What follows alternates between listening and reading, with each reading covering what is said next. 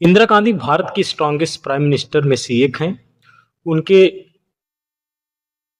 उनके prime minister tenure में India ने न्यूक्लियर टेस्ट किए, पाकिस्तान को दो टुकड़ों में कर दिया। बट इन सब के बावजूद इंदिरा गांधी को उनके काले कारनामों के की वजह से भी याद किया जाता है। ये माना जाता है कि इंदिरा गांधी भारत की स्ट्रॉन्गेस्ट प्राइम मिनिस्टर होने के साथ साथ उन्होंने बहुत ऐसे फैसले लिए जो ये दिखाता है कि वो किसी बाहरी दबाव में काम कर रही थी, और ये माना जाता है कि इंदिरा गांधी को कॉम्प्रोमाइज किया गया था।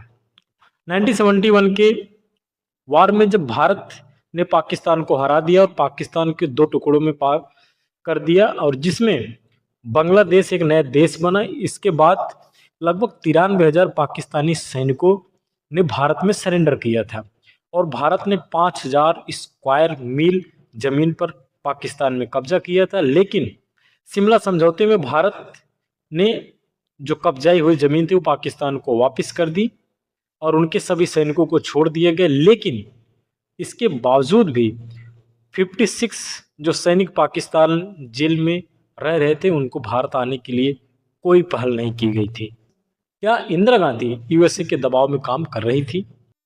1974 में तमिलनाडु और श्रीलंका के बीच में कच्चा थीवी द्वीप जो था उसको इंदिरा गांधी ने श्रीलंका को सौंप दिया, और भारतीय सरकार ने इतना बड़ा फैसला तमिलनाडु की सरकार से सलाह लिए बिना ही किया गया था, और इसे भारत के रणनीतिक दावों को एक तरफा सरेंडर माना जाता है।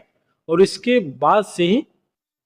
बाद से तमिल एरियाज में एलटीटी के राइज को भी देखा गया था।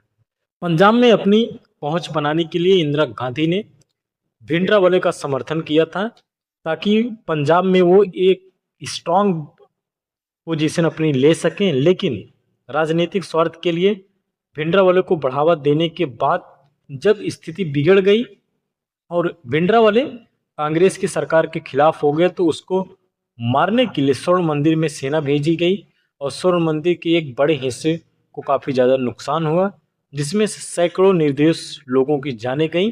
और पंजाब में 1984 में सिख राइट्स भी देखे गए।